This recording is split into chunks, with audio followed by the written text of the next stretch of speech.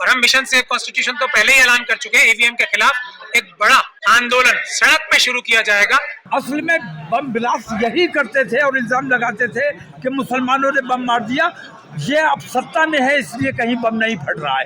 100% reservation होनी चाहिए, जिसकी जितनी संख्या भारी उतनी उसकी हिस्सेदारी। ये हमसे आरएसएस चाहती है कि हम भी बाकी लोगों की तरह सिर्फ और सिर्फ मुसलमानों की बात करें। ये हजारों की तादाद में भी मुसलमान कम्युनिटी ये खड़े होके बोले कि हम अपने हकों से पहले शेड्यूल कास्ट कम्युनिटी के हक चाहते हैं, शेड्यूल ट्राइब कम्युनिटी के हक चाहते हैं, ओबीसी के हक चाहते हैं। ये उस जहर को खत्म कर देगा, ये उस जहर का एंटीडोट है। बाबरी मस्जिद को सब्र किया गया है, अब हम सड़कों पर लड़ने के लिए तैयार हैं। अब हम अपनी कोई मस्जिद देने के लिए तैयार नहीं। ये सुप्रीम कोर्ट की जजमेंट्स भी, सर्वे भी, हर जजमेंट ये कहती है कि इन सभी ग्रुप की हक तलफी हुई है और इन लोगों को न्याय नहीं मिला। वो न्याय दिलाने के लिए एक रास्ता तलाश करने के लिए, ताकि एससी एसटी ओबीसी माइनॉरिटी सब एक साथ आ जाए, उसके लिए हमने सबसे पहले ये एक मुस्लिम पंचायत की है। आप लोगों को सबको पता है कि हम रामलीला मैदान में करना चाहते थे, सरकार ने हम पे ये दबाव बनाया कि आप सिर्फ मुसलमानों की आवाज उठाओगे तब हम आपको करने देंगे। लेकिन हमने कोर्ट से परमिशन ली, तब भी 10,000 का कैप लगाया गया। हम अब कोर्ट में ये पिटीशन लगा चुके हैं कि 10,000 का कोई बंदिश नहीं लगानी जानी चाहिए। हम लोगों के जितने लोग किसी और को अलाउड है, हमें भी होने चाहिए।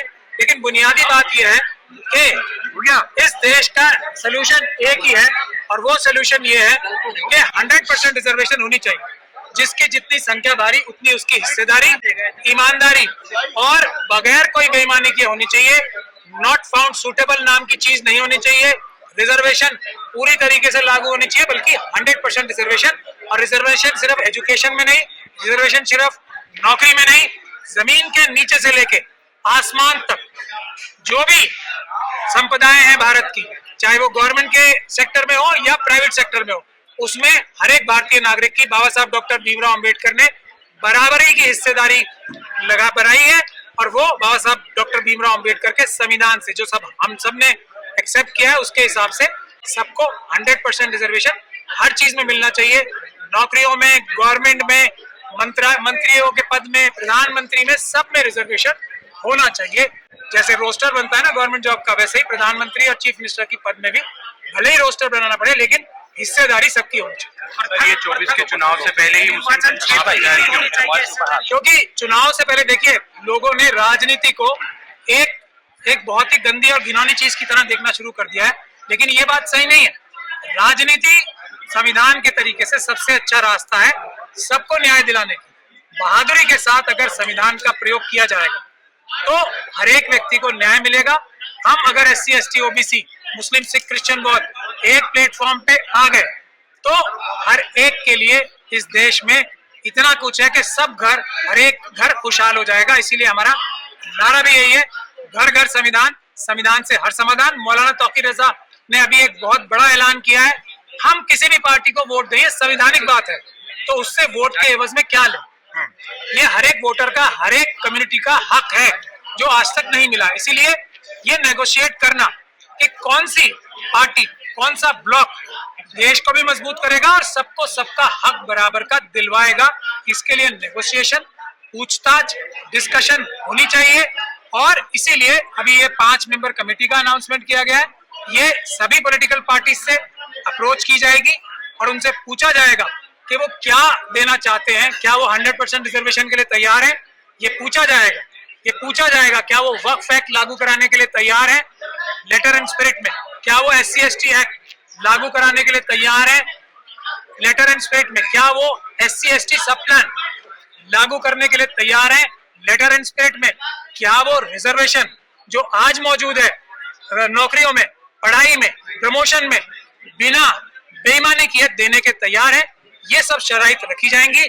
जल जंगल जमीन का अधिकार क्या वो ट्राइबल्स को देने के लिए ईमानदारी से तैयार है, और उसके सबूत भी हासिल किए जाएंगे कि वादा खिलाफी नहीं हो। इसके लिए भी हम तरीका ढूंढेंगे। तीसरे मोर्चे की बात की, क्या इंडिया दूसरा गठबंधन काफी नहीं है, उसमें तमाम सभी पार्टियां मौजूद हैं? देखिए, काफी दूसरा गठबंधन ही हो सकता है, बिल्कुल हो सकता है, और हमारी ये सबकी उम्मीद है। मुस्लिम महापंचायत में जिसमें SC ST OBC सब शामिल है, हमारी ये उम्मीद है, कोशिश है कि किसी तीसरे गठबंधन की तलाश की जरूरत ही ना पड़े। लेकिन इसका मतलब ये नहीं है कि जो संवैधानिक हक है वो हक छोड़ दें। सब हक सिर्फ एक ही तरीके से हो सकते हैं, 100% रिजर्वेशन, 100% रिजर्वेशन हर एक के लिए होनी चाहिए। अगर कोई धार्मिक ग्रुप भी है तो उसमें जो सब ग्रुप है ना उसके, या कोई जाति भी है उसके अंदर सब जातियां भी हैं, उसको भी उसकी संख्या के हिसाब से ही रिजर्वेशन मिलनी चाहिए। इस बात का भी हमारी मांग। सर ईवीएम के रहते हुए 2024 में जो फाइट करना मतलब पॉसिबल है?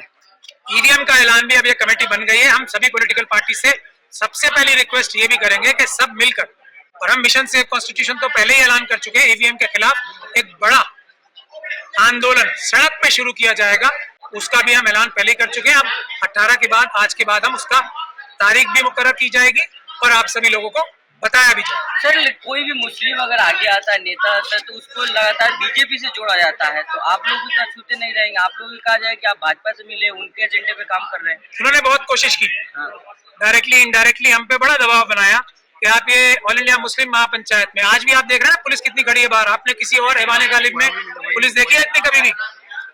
अमित शाह साहब के और दूसरे लोगों के दिल में दुखदुखी उठ रही है। किस बात से? हम मुस्लिम लोगों ने बोल लिया था, कुछ बोले पुलिस नहीं। जैसे ही शेड्यूल कास्ट कम्युनिटी के लोग बोलना शुरू हुए, वैसे ही पुलिस यहाँ आके बार बार अंदर घुसी कि अब हम इनसे रुकवाना चाहते हैं। यही नब्ज है, यही जहर है जो हम लोगों ने पकड़ लिया है और उसका इलाज भी पकड़ लिया है। आपको देखिए, हमसे आरएसएस चाहती है कि हम भी बाकी लोगों की तरह सिर्फ और सिर्फ मुसलमानों की बात करें। अब हमें क्या लालच दिया जा रहा है? सारे टेलीविजन, सारी मीडिया आपको कवर करेगी, प्रोमिनेंटली कवर करेगी, आपको बसेस का इंतजाम कराया जाएगा, आपको वसाइल दिलवाए जाएंगे, आपको हर सुविधा मुहैया कराई जाएगी। लेकिन अगर आप मुस्लिम महापंचायत में SC, ST, OBC और माइनॉरिटी की बात करेंगे तो आपको नहीं करने दिया जाएगा। और ये पूरी ताकत सरकार ने लगा रखी है कि हमारे प्रोग्रामों में मुखालफत करे, खलल डाले। कोर्ट में भी हम अगर परमिशन लेके आते हैं तो कोर्ट को भी ये कहते हैं कि 10,000 से ज्यादा लोग नहीं होने चाहिए। क्यों नहीं होने चाहिए? कि अगर लाखों की तादाद या हजारों की तादाद में भी मुसलमान कम्युनिटी ये खड़े होके बोले कि हम अपने हकों से पहले शेड्यूल कास्ट कम्युनिटी के हक चाहते हैं, शेड्यूल ट्राइब कम्युनिटी के हक चाहते हैं, OBC के हक चाहते हैं, हम सिख, क्रिश्चियन, बौद्ध के हक हम अपने से पहले चाहते हैं, ये उस जहर को खत्म कर देगा, ये उस जहर का एंटीडोट है। तो ये इल्जाम जो लगते हैं वो हम लोगों पे नहीं लग सकते, क्योंकि हम RSS और बीजेपी की चालों में आने वाले नहीं। एक तरफ बात की गई संविधान की, आइन की बात, और दूसरी तरफ बात बाबरी मस्जिद, मथुरा काशी को लेकर सड़कों पर उतरने की लड़ाई की बात जो है वो की गई। ये संविधान की बात है ना, आप समझ लीजिए इस बात को। ये जो प्रोटेस्ट की बात होती है, ये किस लिए होती है? ये प्रोटेस्ट की बात इसीलिए होती है, ये भी संवैधानिक अधिकार है ना। पीसफुल प्रोटेस्ट संविधान का सबसे बड़ा रास्ता है। जनता जो है हमारे देश की, वो जनता देश की मालिक है। चीफ जस्टिस ऑफ इंडिया, मैं कह रहा हूँ जुडिशरी के सारे जजेस जनता के नौकर हैं, चीफ मिनिस्टर्स हमारे नौकर हैं, प्रधानमंत्री हमारे नौकर हैं। अगर नौकर जो पार्लियामेंट है वो हमारी नौकरों से भरी हुई है, क्योंकि MP हमारे नौकर होते हैं। तो अगर नौकर जो वादे करते हैं, जिस शराइत पे हमने उन्हें नौकरी दी थी, अगर वो वादा खिलाफी करें तो क्या मालिक जो है बिल्कुल बेसहारा हो जाएंगे? नहीं, मालिक बेसहारा नहीं हो जाएंगे। मालिकों के पास जो रास्ता संविधान ने, बाबा साहब डॉक्टर भीमराव अम्बेडकर के संविधान ने दिया है, मालिकों का रास्ता है पीसफुल प्रोटेस्ट। सरकारों को मजबूर किया जाए, MP MLAs को, चीफ मिनिस्टर्स को, प्राइम मिनिस्टर को ये कहा जाए कि इस मामले में आप हमारी रिजर्वेशन जो खत्म कर रहे हो, जो सेंसस नहीं करा रहे हो OBC का, इसलिए हमने आपकी ताकत जो हमने दी थी आपको वो हमने वापस ले ली। ये है पीसफुल प्रोटेस्ट का तरीका। इसीलिए आपने देखा होगा किसान आंदोलन हुआ, प्रधानमंत्री जी ने माफी मांगी और वापस लिया, गलती मानी। इसी तरीके से ये सबसे बड़ा संवैधानिक तरीका है पीसफुल प्रोटेस्ट का। तो जनता के हाथ में पीसफुल प्रोटेस्ट। साहब ने कहा कि हम जो ज्ञान व्यापी को नहीं करने देंगे, बचाएंगे, उसको रोड पे आना पड़ेगा, ऐसा बोल रही हूँ। मैंने वही बोला ना, प्रदर्शन। देखिए, एक बहुत अच्छी बात तौकीर रजा साहब ने कही, वो आप लोगों को ध्यान से सुननी चाहिए थी, शायद आप लोगों ने नहीं सुनी। उन्होंने कहा आस्था की बात है तो आस्था बराबर होती है सबकी। अगर एक आस्था वाले ये बात बोलते हैं कि हम सुप्रीम कोर्ट को नहीं मानेंगे, अगर हमारे खिलाफ फैसला आया, हम सुप्रीम कोर्ट से भी ऊपर है, तो अगर आस्था दोनों की बराबर है, हम तो अब भी ये नहीं कह रहे, क्योंकि हम संविधानवादी हैं, हम अम्बेडकरवादी, हम अब भी ये नहीं कह रहे हैं कि हमारी आस्था सुप्रीम कोर्ट से ऊपर है, लेकिन आस्था बराबर है। जहां किसी और की आस्था खड़ी है, उसी के बराबर में हमारी भी आस्था खड़ी है, और उसके लिए संवैधानिक तरीके सारे इस्तेमाल किए जाएंगे, ये हम वादा करें। क्या सर आप चुनाव लड़ोगे भविष्य में? आप भविष्य में बनाने की बात हुई है, 24 की बात कर रहे हैं सर आप। MP बनना कोई मुश्किल काम है? एक हमारे चीफ जस्टिस साहब थे, अभी बाबरी मस्जिद का इस्तीफा देके, अब बाबरी मस्जिद का फैसला देके उनका रिटायरमेंट हुआ, उनको राज्यसभा की सांसदी फौरन मिल गई। उन्होंने कहा मेरे लिए ये भी छोटी बात है। तो आप ये बात समझिए, अगर जमीर फरोशी की बुनियाद पे अपने भारत की जनता के, खास तौर पे SC ST OBC और माइनॉरिटी की इंटरेस्ट कॉम्प्रोमाइज करके, उनका हक तलफी करके MP MLA बनना होता तो मैं आपसे 25 साल पहले या 30 साल पहले बन चुका होता। MP MLA बनना जरूरी नहीं है, पार्लियामेंट में बहादुर MP, हमारे देश में बहादुर नेता पैदा करने की जरूरत है जो संविधान के हिसाब से देश चलवा सके। MP MLA तो हमारे जैसे लोग कभी भी बन जाएंगे। अभी मैं थोड़ा सा जमीर फरोशी कर लूं, अभी मुझे कोई भी पार्टी अपना MP MLA बना देगी। अभी मौलाना तौकीर रज़ा थोड़ा सा कॉम्प्रोमाइज कर ले, कोई भी पॉलिटिकल पार्टी ने MP MLA मिनिस्टर बना देगी। लेकिन फिर हम अल्लाह को क्या मुंह दिखाएंगे? ये है बुनियादी बात। MP MLA बनना जरूरी नहीं है, अपने MP MLA जिता के लाना बड़ी बात है, हम उस काम पे लगे। ईमानदार MP MLA जिता के लाना बड़ी बात है, हम उस काम पे लगे। असल में बम ब्लास्ट यही करते थे और इल्जाम लगाते थे कि मुसलमानों ने बम मार दिया।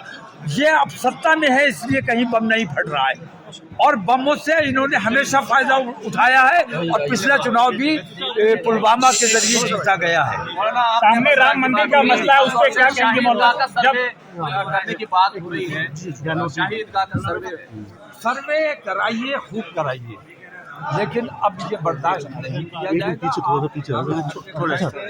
लाखों बच्चे लेकर बैठे रहेंगे, इन चीजों को बर्दाश्त नहीं किया जाएगा।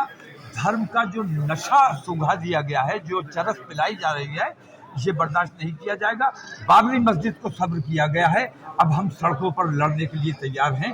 अब हम अपनी कोई मस्जिद देने के लिए तैयार नहीं। नेशनल दस्तक की आपसे गुजारिश है कि अगर इसको बचाना चाहते हैं तो नेशनल दस्तक को सब्सक्राइब करने के लिए रेड कलर के सब्सक्राइब बटन को दबाएं, फिर बेल आइकन की घंटी दबाएं।